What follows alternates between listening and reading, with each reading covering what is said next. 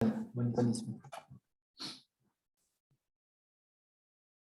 Bueno, bienvenidos. Esta es la charla sobre FPGA, diseños y ejemplos avanzados, por el ingeniero Guillermo Buchali y José Quinteros del Castillo. La idea es presentación de casos de uso para sistemas complejos que incluyen operaciones complejas con DSP, comunicaciones multigigabit, sistemas distribuidos, etc. Guillermo Buchal es ingeniero electrónico y emprendedor con más de 20 años de experiencia en el diseño de sistemas electrónicos, en la formación de equipos y liderazgo. Es experto en las áreas técnicas de sistemas embebidos y FPGA para diferentes industrias, incluyendo aeroespacial y defensa, telecomunicaciones, industrial y redes. José Ignacio Quinteros del Castillo es ingeniero de telecomunicaciones, recibido en el Instituto Balseiro. En la actualidad trabaja en MTech como ingeniero de diseño de FPGA y se especializa en el área de comunicaciones. Bueno, bienvenidos. Bueno, ahí se me escucha bien, se ve la pantalla, todo. Buenísimo, Sí. ok. Bueno, gracias Pablo por la presentación y bueno, por el espacio. La idea de esta charla en particular es que sea prácticamente una continuación, si se quiere, de la charla que dio Guillermo ahora justo antes, pero por ahí dándole una vuelta de tuerca un poquito más de cuando se empiezan a complicar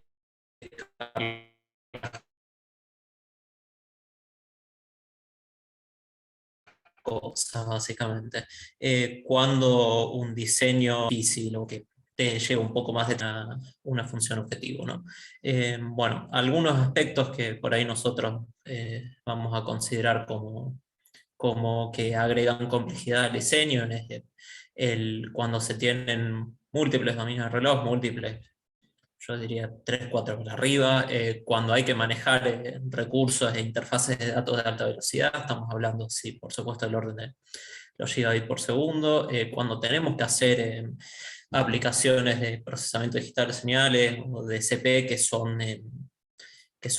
bastante a tasas de reloj bastante altas, cuando tenemos que interfacear con alguna memoria externa y por ahí manejar un poco los accesos a la memoria, cuando tenemos que empezar a hablar con un microprocesador y por ahí distribuir tareas entre lo que es lógica programable que uno puede hacer en FPGA y cosas más de software, digamos, que uno puede derivar en un microprocesador, cómo coordino esas dos cosas, cómo sincronizo. Eh, Obviamente, bueno, cuando uno empieza a tener aplicaciones más complejas, el timing closure, el lograr cumplir con los requerimientos de temporizado del diseño se vuelve cada vez más complejo, por lo general no, nunca sale a la primera, entonces bueno, y uno tiene que empezar a jugar un poco para ver por dónde puede ajustar, qué se puede optimizar como para poder lograr que nuestro diseño funcione.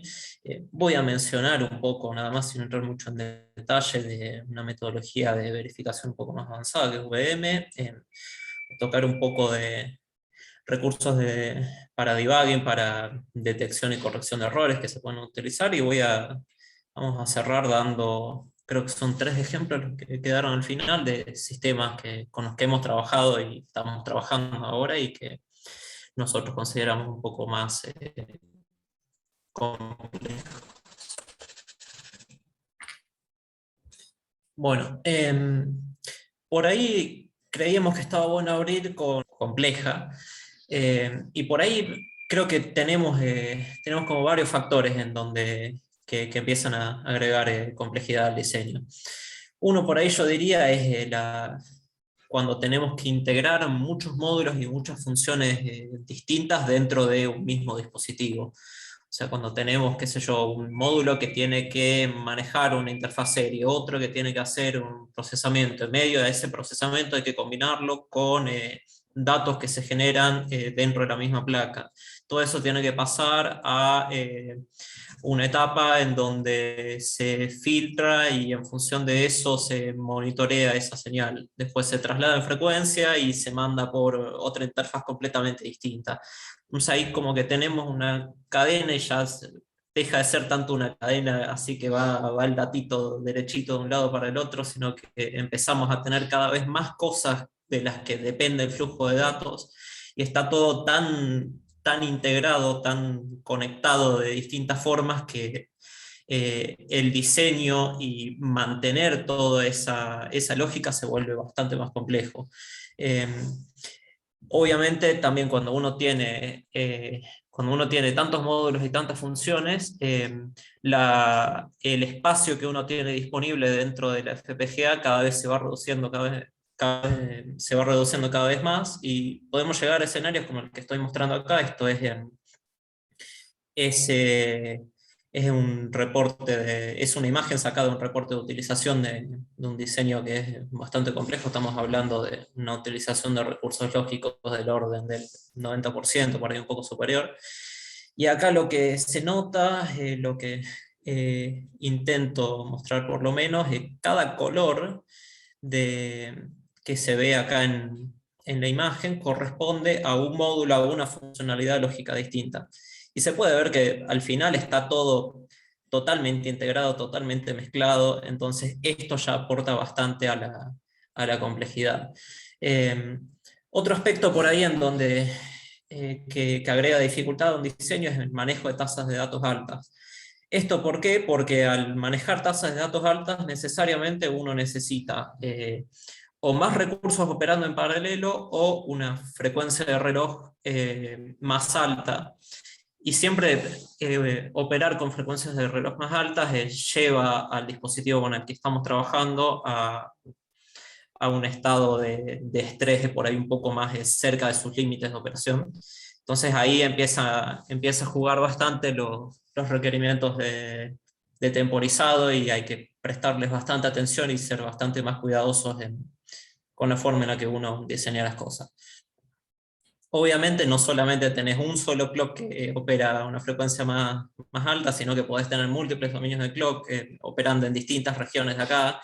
Qué sé yo, puedo tener un clock que entra por esta parte del dispositivo y tiene que rutearse hasta acá, porque acá se tiene que sincronizar con algo, entonces hay que ayudarlo de alguna forma a llegar hasta acá, a ver que no se cruce con otros relojes que pueda haber en el diseño. Después, bueno, acá habíamos puesto por ahí cuando uno se tiene que ajustar a estándares para algunas industrias en particular, la industria espacial, por ejemplo, defensa, uno tiene que agarrar y poder, después el diseño que uno hace tiene que pasar por algún proceso de certificación. Eso obviamente requiere que uno haga las cosas de forma más meticulosa. Y bueno, y hablando del espacio, en el espacio hay condiciones que no tenemos acá en la Tierra, principalmente radiación, variaciones de temperatura, por ejemplo.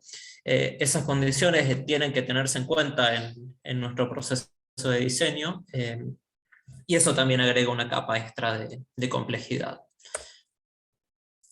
Bueno, para hablar un poco de múltiples clocks y por ahí un esquema de cómo se trabaja en este tipo de aplicaciones. Por lo general uno no tiene un montón de cristales externos que te generan cada uno la frecuencia de reloj con la que uno necesita sincronizar distintas partes de la lógica. Por lo general tengo un solo reloj de alguna frecuencia fija y de calidad bastante buena, que me sirva para después poder manejar una porción de lógica como la que estamos mostrando acá, que sea la que me termine de generar el resto de relojes con los que yo necesito sincronizar mi lógica. Entonces, este esquema en el que se utiliza un reloj por lo general externo y un PLL, acá MMSM es un recurso bastante parecido a un PLL, pero es el propietario de Xilinx. Este esquema es bastante común en estos diseños en los que tenemos que manejar múltiples señales de reloj, y podemos ver que acá, por ejemplo, en este esquema que se podría llamar así bastante simplificado, tenemos 7 fuentes de reloj distintas, cada una frecuencia distinta y cada una con una funcionalidad específica, ¿no? Este, por ejemplo, se debe estar enviando a un procesador capaz integrado en el chip. Este se debe estar utilizando para sincronizar lógica en general, este se utiliza para una memoria, en fin, creo que queda un poco evidente cómo se empiezan a complicar, ¿no?, las cosas. Y por ahí puedo llegar a tener otro reloj externo que tenga otro PLL parecido a este, y bueno, y después uno tiene que pensar en sincronizar los datos que viajan también entre cada uno de estos dominios de reloj.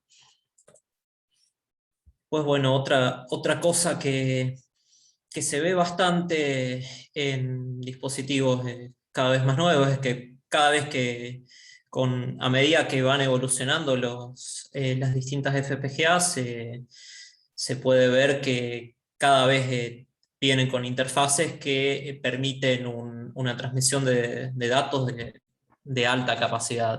Esto por lo general se hace con algún tipo de conversión serie paralelo serie. ¿Qué quiero decir con esto?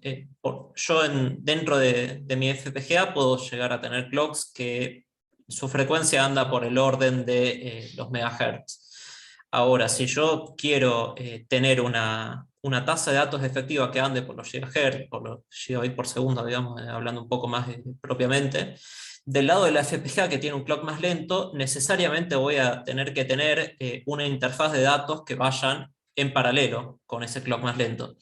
Entonces, si yo después esos datos los quiero transmitir por una interfaz serie, voy a tener que pasar por un proceso de serialización de los datos que después me permita manejar uno o varios canales serie en donde se transmiten los datos uno detrás del otro y donde se alcanza una tasa de datos del orden de los gigabits. Y después, bueno, del otro lado voy a tener que hacer el procedimiento inverso, ¿no? Recibir estos datos serie, recuperar de los datos serie tanto los datos como el clock que se utiliza para sincronizarlos y volverlos a convertir a paralelo para poder sincronizarlos con mi reloj más lento, entre comillas, que tengo del lado de la lógica.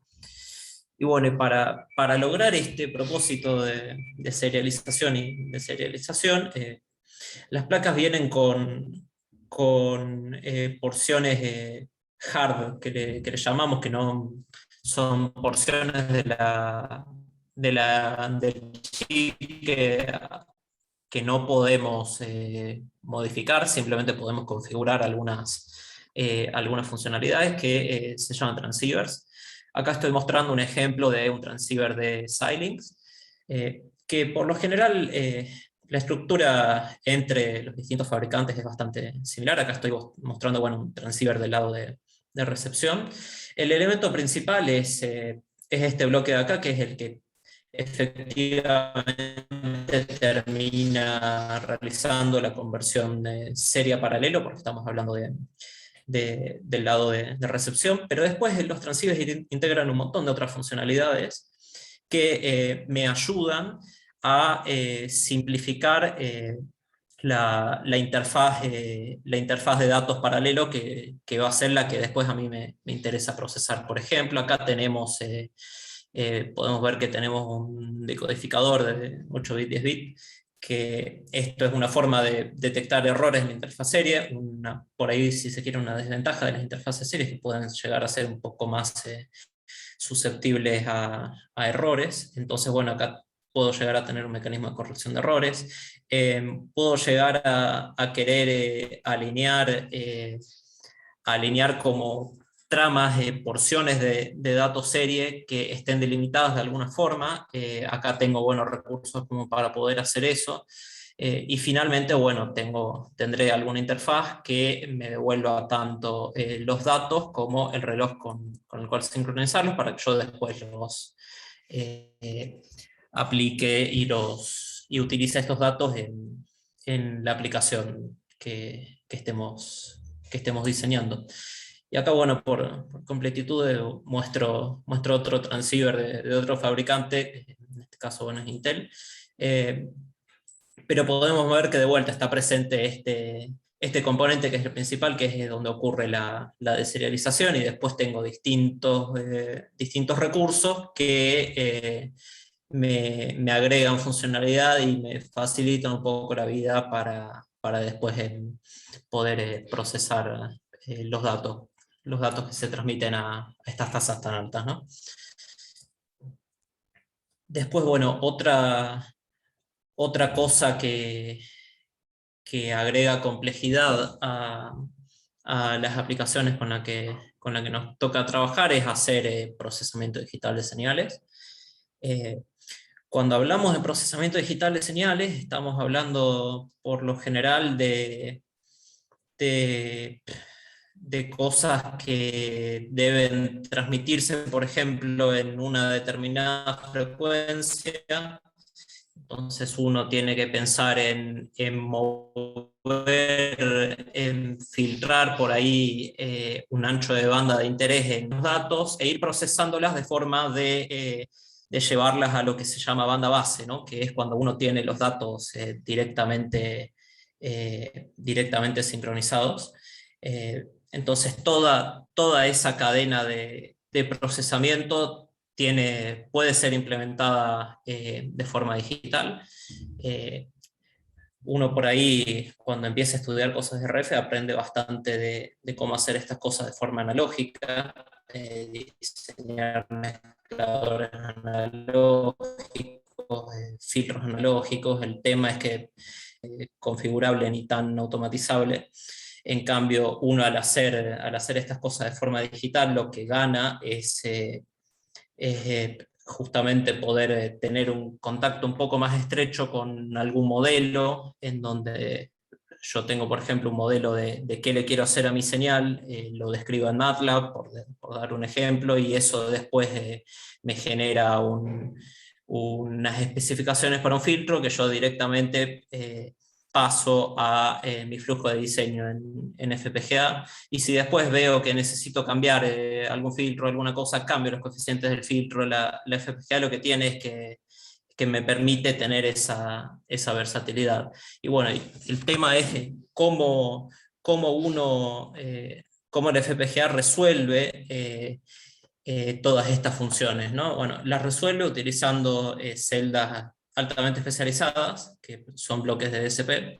Estoy mostrando dos, este es de Xilinx, este es de Intel, que lo que hacen es integrar distintas funciones lógicas para realizar operaciones matemáticas conocidas, por ejemplo, una suma, una resta o alguna multiplicación, con algunos registros, multiplexores, de forma tal de optimizar al máximo posible el retardo entre que yo determino las entradas de la operación que quiero realizar y que obtengo el resultado.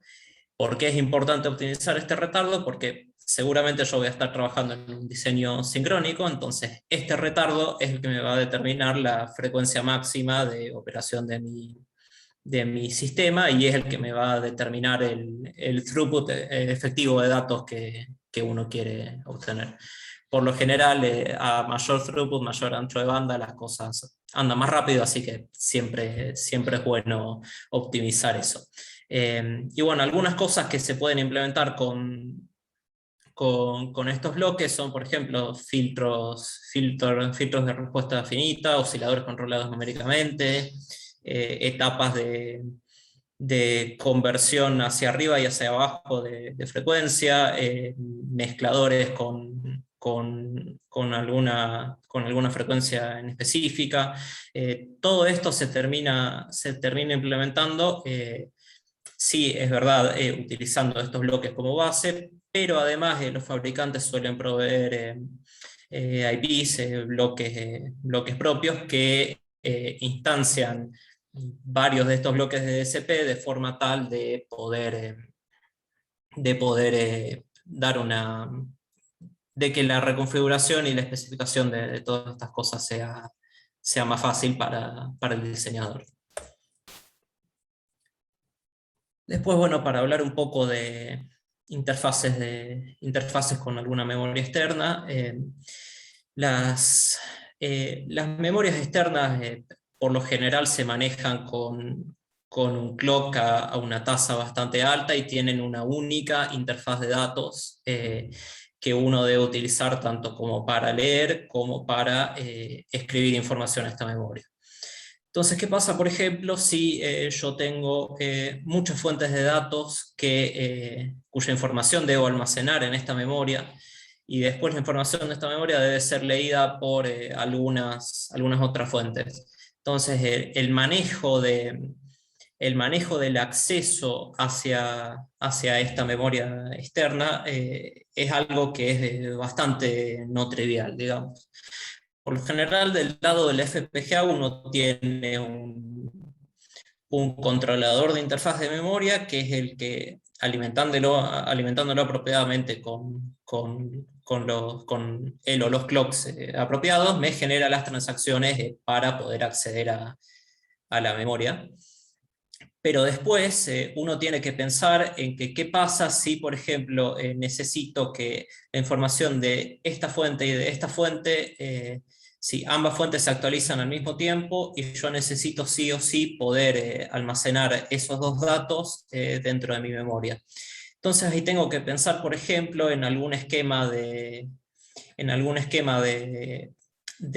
pre-buffering, si se quiere, en donde guardo los datos temporalmente en otra parte de memoria, tal vez un poco más chica, instanciada en la lógica programable, y después manejo de alguna forma inteligente qué datos, en qué orden y con qué prioridad también seguramente eh, necesito leer de este pre-buffer y introducir a la memoria. Y al mismo tiempo también tengo que coordinar eh, las salidas de las lecturas a esta memoria. Entonces acá puedo tener varios entes, por ahí pecamos con la sobreutilización de las nubecitas para marcar algo genérico que no sabemos bien qué es, pero bueno, tenemos acá dos cosas que quieren leer los datos de esta memoria, y por ahí esto de acá necesita menor latencia en la lectura que este dato de acá. Entonces, este handler de acá tendrá que ser lo suficientemente inteligente como para recibir la solicitud de lectura de este ente de acá y llevársela en el menor tiempo posible, ¿no? Bueno, todo esto suma por ahí aparte de la complejidad con la que nos encontramos en algunos de nuestros diseños.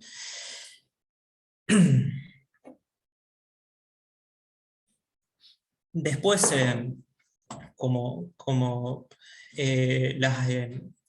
los dispositivos por ahí un poco más nuevos, por lo general integran tanto una FPGA como un montón de otras cosas. Algunos integran conversores analógicos digitales, algunos integran GPUs, la verdad que hay de todo con los dispositivos más nuevos, pero casi todos tienen algún microprocesador. Entonces, bueno, comunicarse y transmitir datos interfaceando con un microprocesador también agrega complejidad al diseño, sobre todo por el hecho de tener que interactuar con un mundo que por ahí para un diseñador puro de FPGA puede no ser tan familiar como es el mundo del software, digamos. Entonces por ahí uno tiene que empezar y buscar hablando un poco de una dinámica de trabajo, ¿no? Uno tiene que buscar un lenguaje común para poder hablar con la gente que está diseñando el software, ponerse de acuerdo en cómo se van a mover las cosas, y después, bueno, sincronizar las funciones que se van a realizar en el software con las funciones que se van a realizar en la FPGA. Eso por ahí es una decisión un poco más de diseño, si se quiere, qué me conviene hacer en el microprocesador, qué me conviene hacer en la FPGA, qué funciones del microprocesador, por ejemplo, que ya están implementadas en el software, se podrían pensar de otra forma y optimizarse para pasarse a la FPGA, cuándo necesito hacer el camino inverso. Entonces, bueno, todas esas cosas son parte de un proceso de diseño de un sistema un poco más complejo. Acá estoy mostrando dos esquemáticos de System on Chip. System on Chip se termina llamando cuando se combina un FPGA con alguna otra cosa, por lo general un microprocesador dentro de un mismo chip.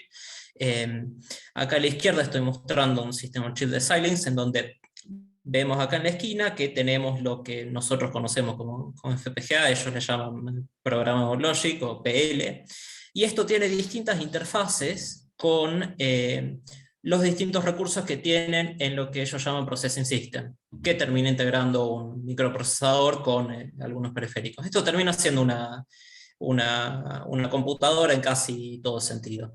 Acá, por ejemplo, podemos ver que tenemos una GPU, tenemos algunas interfaces con periféricos específicos, por ejemplo, acá tenemos un Ethernet. Esto, por supuesto, va a tener su propia memoria, para lo cual necesita una interfaz de DDR. Habrá memorias a las que se puede llegar a tener acceso desde la propia lógica programable, ya sea a través de algún bus de comunicación o bien con algún mecanismo de acceso directo a memoria o DMA. Esto como para dar un ejemplo de Xilinx, y acá bueno, muestro otro System on Chip también de los más nuevos, pero esta vez de Intel, en donde también vemos que alrededor de toda la lógica programable de la FPGA, se tiene ellos le llaman Hard Processor System, que termina siendo lo mismo. Tiene algunas interfaces de comunicación con la FPGA y un montón de periféricos y procesadores y cosas que uno puede utilizar para su diseño. Después por ahí otro aspecto de la complejidad con la que uno se puede llegar a encontrar en el desarrollo de algún sistema es cuando las cosas dejan de estar concentradas en un solo chip, ya sea en una sola FPGA o en un solo microprocesador. Entonces ahí estamos hablando de lo que acá le pusimos sistemas distribuidos, ¿no?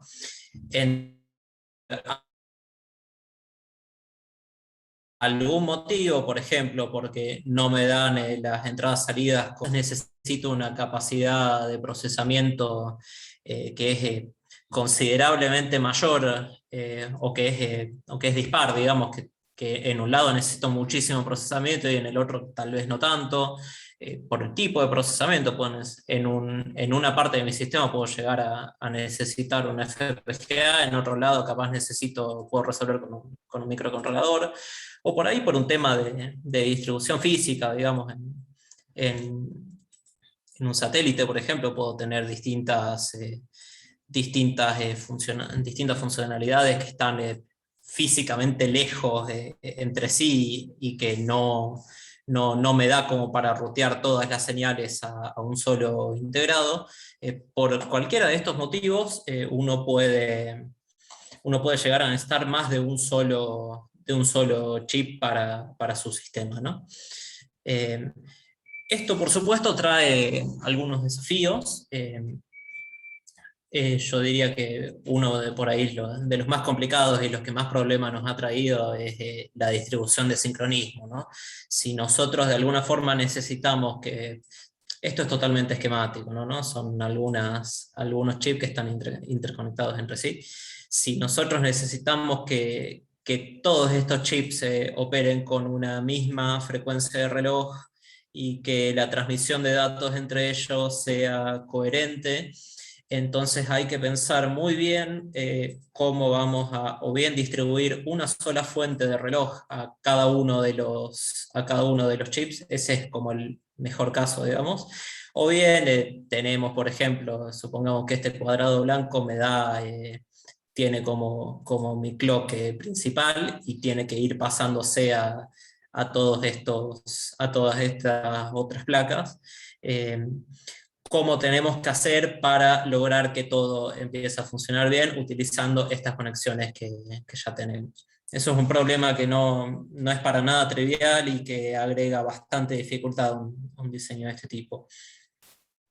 Otro desafío, bueno, es lograr una comunicación de alta velocidad entre cada una de estas placas, por ahí como para mantener todas al tanto de qué están haciendo, evitar trabajos repetitivos, mantener todo actualizado con la menor latencia posible. Por ahí un desafío más de diseño que de otra cosa es cómo se distribuyen las tareas entre cada una de estas placas. Y finalmente, por lo general uno tiene estos sistemas necesitan en algún momento algún tipo de interacción, ya sea con alguien que los controla o con una interfaz de usuario. ¿Cómo hago para centralizar la parte de control de interfaz de usuario en un sistema de este tipo? Eso también es otro desafío a resolver en un sistema de este tipo. Bueno, creo que al principio había mencionado yo un poco de cómo se complica el cumplir con los requerimientos temporales en un sistema un poco más complejo. Habíamos hablado de que a mayor frecuencia, más módulos, más integración, todo esto deriva en que cerrar el timing se vuelve más difícil. Entonces ahí uno tiene algunas opciones como para empezar a ayudar a la herramienta con la que uno trabaja, porque por supuesto uno no hace todo el trabajo en estas cosas, uno confía bastante en las herramientas de diseño que uno utiliza. Eh, Uno tiene bastantes opciones como para empezar a pensar en cómo se cierra el temporizado. Por ejemplo, uno puede, si más o menos conoce las funcionalidades, si, a ver, primero, si uno hizo una buena separación entre los módulos que tiene el sistema, una buena separación pude empaquetar bien en una entidad una función específica y no me pasé ni por más ni por menos de la cantidad de cosas que hace esta función. Y si más o menos sé dónde están las fuentes de reloj que este módulo necesita, dónde están las interfaces externas que ese módulo tiene que utilizar, uno puede hacer lo que se llama floor planning, ¿no? Floor planning es eh, pasarle a la herramienta de diseño con la que uno está trabajando, más o menos en qué parte del dispositivo uno necesitaría ubicar un módulo en particular. Esto es importante porque si uno no hace un floor planning, aunque sea básico al principio del diseño, en sistemas complejos la carga que el proceso de place and route tiene para intentar ubicar y después interconectar todos los recursos, toda la maraña de cosas que tengo en mi sistema, es bastante. Entonces, haciendo esto, uno le facilita el trabajo a la herramienta de Place and Route, y esto hace que la herramienta se pueda concentrar en otras cosas, como por ejemplo optimizarme el ruteo dentro de los elementos de un mismo módulo, y esto me termina mejorando el timing de mi diseño, ¿no? Eh, Otra cosa, bueno, es la distribución de clocks. Creo que Guillermo había mencionado en la charla previa que las FPGAs tienen bastantes recursos de distribución de clocks. A veces hace falta ayudar un poco a la herramienta con decirle, che, más o menos por esta área de mi diseño voy a necesitar tales o cuales clocks, ponemos un buffer acá en medio como para evitar que se sobreutilicen recursos. Poneme un PLL, si tengo la fuente acá, poneme el PLL cerca de esta zona, o bien moverlo hacia donde voy a necesitar sacar los distintos clocks. Todas esas son medio análisis que uno tiene que ir haciendo eh, con respecto a este punto. Una de las más fáciles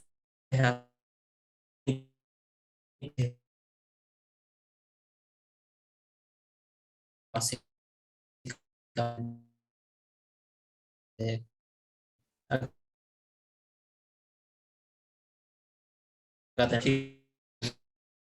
nacional o un cálculo que no viene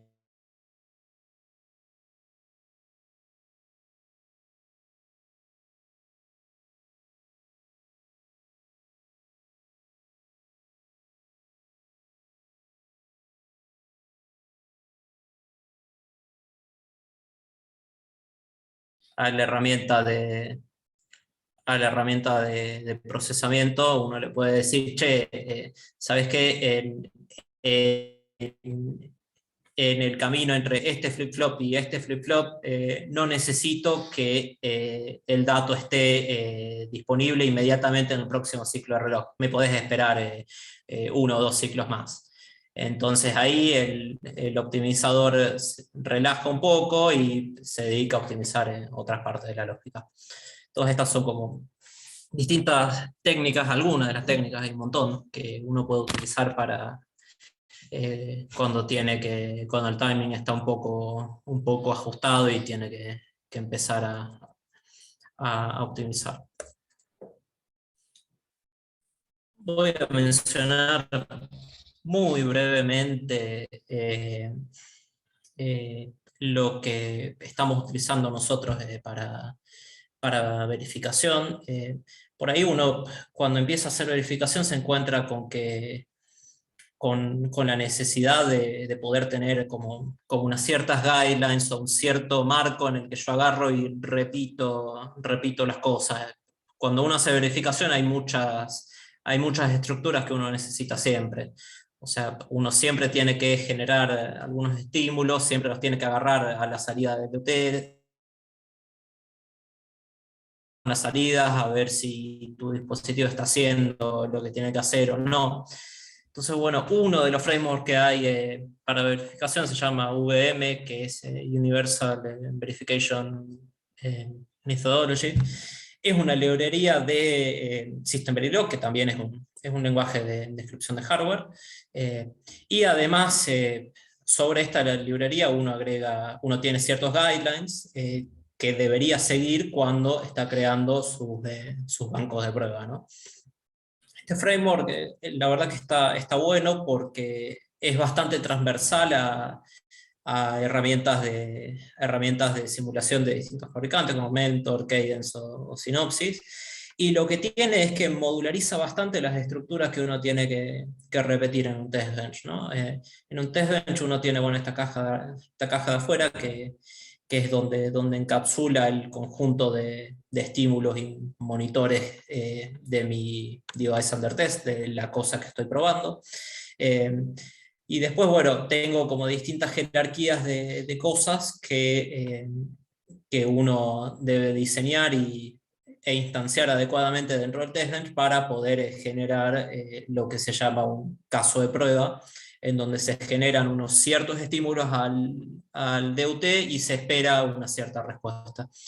Entonces, bueno, tengo siempre un driver que es el que me genera los estímulos al DUT en base a alguna secuencia de transacciones u operaciones que me interese reproducir. Tengo un monitor que me analiza las señales de salida del device under test y me permite, sí, que me analiza las señales de salida. Y acá, bueno, falta un elemento que es el scoreboard, que es el que termina comparando entrada con salida y te dice, che, de las 1000 cosas que probaste, hubo 7 que tuvieron algún problema. Entonces vos después agarrás y te fijás en cuál de esas 7 te falló, te metés a ver las señales dentro de tu dispositivo bajo prueba y terminás detectando en la mayor parte de los casos el problema. Por ahí una cosa a destacar de VM es que está bastante pensado como un lenguaje casi de software orientado a objetos, y esto por ahí puede ser un poco, conlleva una curva de aprendizaje un poco elevada para un diseñador de de RTL que no está tan familiarizado con algunas técnicas que se utilizan en software, pero es una relación de compromiso porque la verdad que uno después puede reutilizar un montón de estas cosas y el proceso de creación de test benches se hace más ágil cada vez. José, quedan 10 minutos. 10 minutos, sí, sí, perfecto. Después, bueno, para hablar un poco de esto que se llama Design for Testing o Design for Testability, que es algo que pasa bastante con sistemas más complejos. A medida que tengo más integración en los distintos módulos, tanto a nivel FPGA como la FPGA siempre vive en una placa que tiene un montón de otras cosas también para terminar de hacer mi sistema, ¿no? A medida que tengo más integración tanto dentro del FPGA como por fuera, se hace más difícil poder entrar a mirar, digamos, qué está pasando en algún punto del sistema para encontrar y solucionar errores. Entonces, por ahí algo muy importante para estos diseños que son más complejos es que todas las features que sirvan para detectar errores deben preverse antes, en realidad, durante, bueno, ya, antes y durante, si se quiere. Lo que jamás hay que hacer es tratar de después agarrar e intentar desarmar las cosas como para ver qué está pasando. Es muy importante durante el proceso de diseño tener en cuenta que las cosas no van a andar y que uno tiene que poder darse cuenta por qué las cosas no están andando. Por ahí una ventaja de hacer esto es que gran parte de las cosas que uno pone como para darse cuenta de los errores, después te sirven, te quedan gratis de alguna forma, como para después controlar qué está pasando con tu sistema o tener alguna interfaz de monitoreo adicional. Entonces, la importancia del Design for Testing es crucial en estos sistemas que son bastante más complejos y el no tener recursos para pruebas suficientes puede ser bastante crítico cuando las cosas no empiezan a funcionar y uno no tiene cómo saber qué es lo que no está funcionando. Es como tratar de diseñar algo a ciegas, ¿no? Básicamente. Después, bueno, para mencionar algunos recursos que se utilizan para debugging, registros de estado dentro de la lógica siempre son útiles. Uno por lo general, los cores que se diseñan en FPGA se manejan a través de distintos registros que uno después accederá por alguna interfaz de comunicaciones, para que un usuario o un controlador, quien sea, pueda configurar y monitorear el sistema. Entonces, prever que uno necesita registros de estado durante el diseño de, por ejemplo, máquinas de estado finito, durante la instanciación de algunos bloques que ya vienen cerrados por el fabricante, o sea, IPs, sacar todas las señales de estado que se puede, mandarlas a registros es bastante útil y ahorra bastante tiempo a la hora de hacer debugging. Sacar test points en placas que se fabrican con algún fin específico y que tienen un FPGA también es bueno. Siempre es bueno poder meter un osciloscopio, ver si un reloj está toleando a la frecuencia que corresponde, si mis datos están pasando, no tienen algún glitch o no se están deteniendo, la frecuencia se está corriendo por alguna cosa. Eso siempre está bueno tener. Y después, bueno, por ahí algo que se utiliza bastante para debugging es una interfaz JTAG con una FPGA.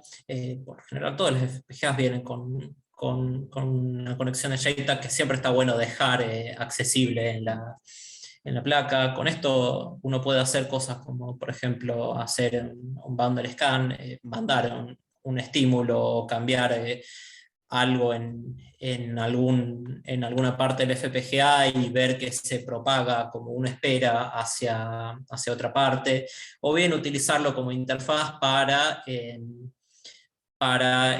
como interfaz utilizando herramientas que ya nos proveen los fabricantes, por ejemplo ILA o SignalTap, que son analizadores lógicos, en donde uno puede ver las señales en tiempo real.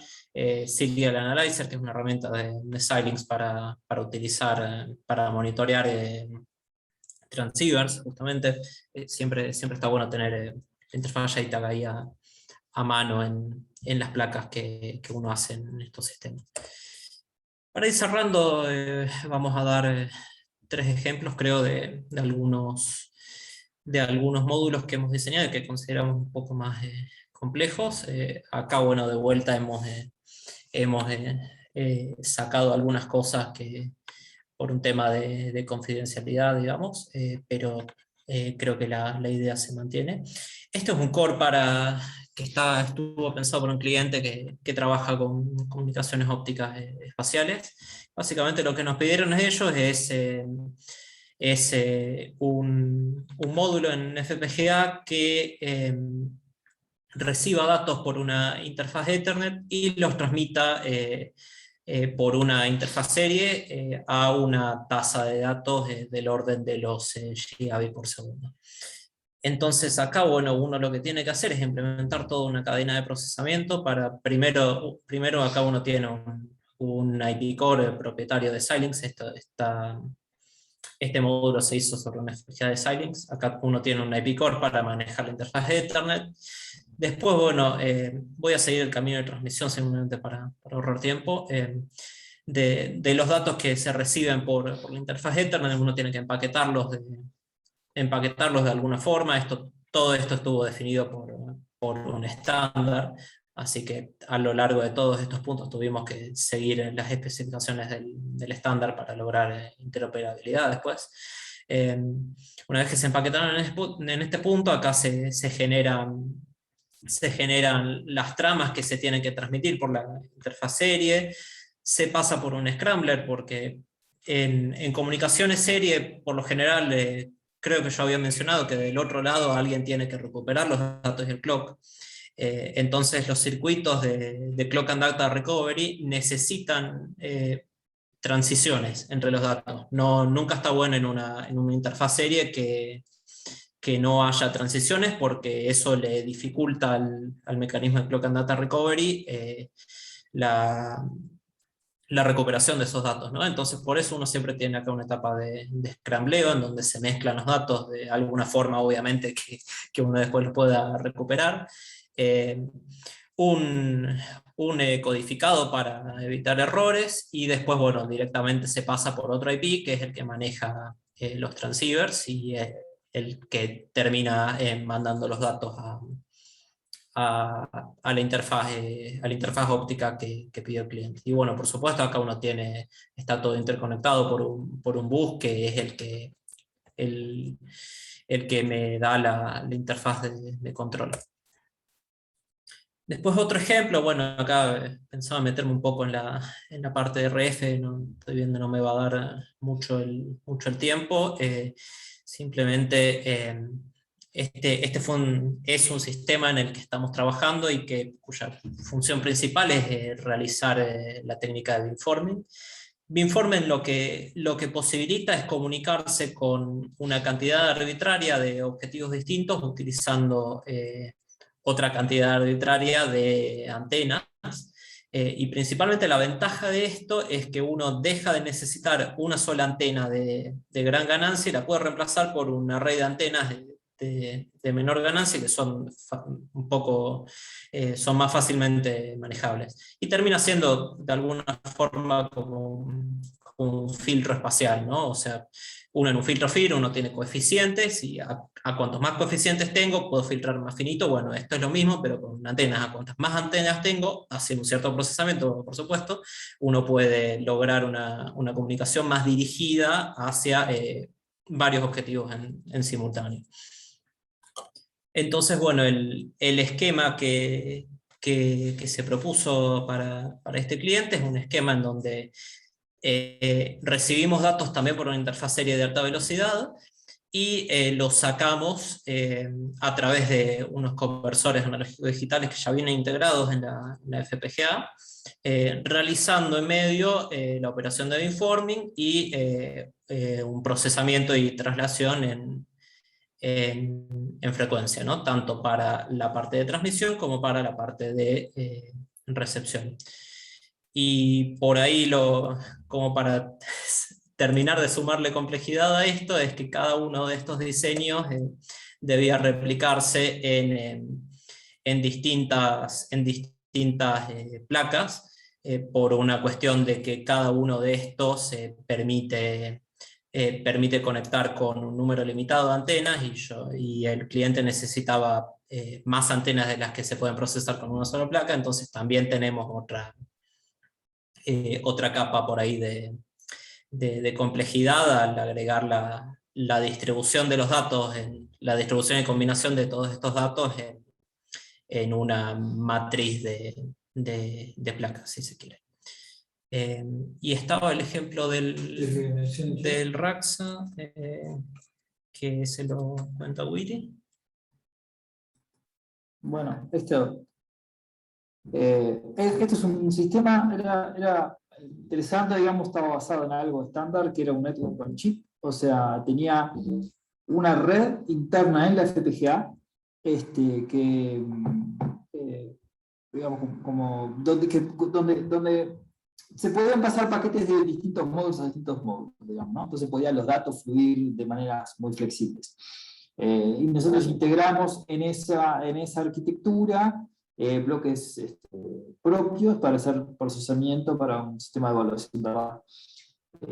Así que bueno, había también varios dominios de reloj, había que sacar los datos a 10 gigabit, cuánto no 10 gigabit, eso estaba implementado, pero había que mover los datos a tasas, había que bufferear y manejar el tema de los buffers en la memoria, hacer procesamiento de señal, y aparte algunas interfaces de control y partes de sincronismo que hacían que tuviera su complejidad, digamos, y elevada. De hecho, cosas por ahí para mencionar es que cuando estos diseños se ponen así complejos, digamos, y las FPGAs son grandes, los tiempos de síntesis son largos.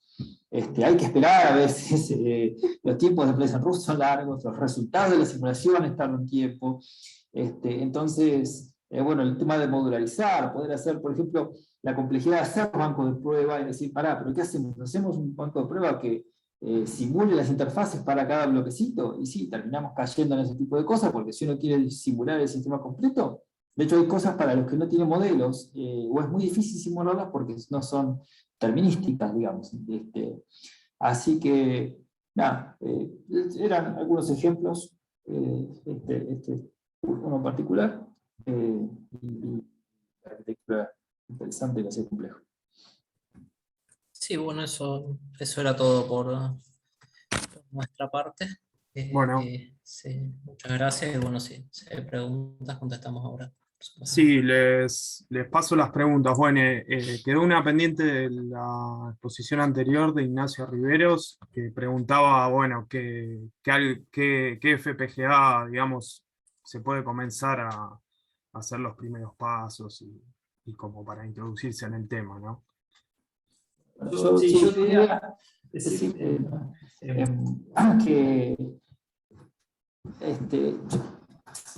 quizás las FPGAs de Lattice, lo importante es entender estos conceptos, para mí, o sea, a mi entender, ¿no? Si uno tiene un problema particular que quiere atacar, quizás puede ir a comprar no sé, algo más caro, pero si no, diría que las de Lattice creo que son un buen ejemplo, creo que las de Microsemi también, pero bueno, las de Lattice son muy accesibles, están orientadas. Una aplicación típica de las FPGAs, especialmente en los primeros usos que tuvieron, eran como lo que se llama glue logic, digamos. Tengo varios elementos y tengo que pegarlos y antes, digamos, empezar a reemplazar esos elementos discretos. Entonces, todavía sigue habiendo un nicho para FPGAs de bajo costo. O sea, las FPGAs no son cosas baratas, digamos, ¿no? O sea, comparado con el precio que puede tener un microcontroladorcito, un PIC, un ST, o sea, realmente un Cortex, microprocesadores o microcontroladores poderosos, realmente son bastante caras. Y tampoco hay muchas aplicaciones de hobbyista, entonces tampoco es que les recomiendo, ¿viste? Salgan a comprar una placa. Si quieren y realmente se se enganchan, digamos, para aprender. Creo que las de Lattice pueden ser una buena opción. Creo que hay una charla, de hecho, presentando actividades que han hecho, creo que en la Universidad de Edo, en la UTN de Edo, ¿no? Lattice, y creo que eso puede ser una cosa, digamos, una opción interesante. Lo que sí les diría es, enfóquense mucho en esto de tener buenas prácticas de diseño. No porque algo sea más chico y el diseño sea más simple, le permite hacer chanchadas, digamos, no tomen conciencia de eso, ¿no? Se olviden de eso, porque en el fondo es la parte importante. Si lo que quieren es aprender, usen una tecnología barata, algo que sea más accesible, pero enfóquense mucho en tener buenas prácticas, en usar bases, ese tipo de cosas. Esa es mi recomendación. Bueno, Nicolás Álvarez pregunta, al momento de diseñar un System of Chip, ¿utilizan un softcore o un chip con micro en silicio como, bueno, al ejemplo de un ZINQ 7000? Dice, en caso de elegir un softcore, ¿cuál utilizan? Por ahí eso creo que depende bastante de la aplicación, ¿no? O sea, la verdad es que utilizar, bueno, los Sync 7000 son, estos tienen lógica Kintex de la serie 7 y algún procesador que te permite hacer cosas bastante copadas, digamos. O sea, uno por ahí pensaría en decantarse en un System on Chip cuando la capacidad cuando lo que uno necesita hacer en software tiene requerimientos, diría, no triviales, digamos, no básicos. Si por ahí uno tiene que pensar en hacer una aplicación que necesita alguna parte de software un poco más sencilla, sí, bueno, capaz se podría pensar en un software. No sé, Willy, si vos querés agregar algo. Sí, creo que en el fondo, sí, cuando tenés un software, la frecuencia de reloj que vas a lograr, la performance que le vas a sacar a ese CPU va a ser mucho menor y te va a ocupar un montón de recursos. Entonces va a depender del problema. Creo que últimamente no estamos usando softwares, pero yo en mi historia de trabajo hemos usado desde, me acuerdo lo que llamaban máquinas de estado, o sea, 8051 como softcores, el NIOS en alguna cosa cuando era entera. Hemos implementado algunos pequeños softcores con las de Actel, y hoy en día estamos usando principalmente dispositivos que tienen car macros, de hecho con Intel y de Xilinx, que tienen digamos, estos procesadores que ya son procesadores completos, ¿no? Y corriendo un sistema operativo Linux y cosas así. Así que en realidad va a depender del problema, como dijo José, lo que quieras resolver. Bueno, Guillermo, José, muchas gracias por su exposición y bueno, los liberamos, seguimos con las próximas charlas. Bueno, muchísimas gracias a ustedes. Muchas gracias. Les paso. Hasta luego. Nos vemos. Adiós.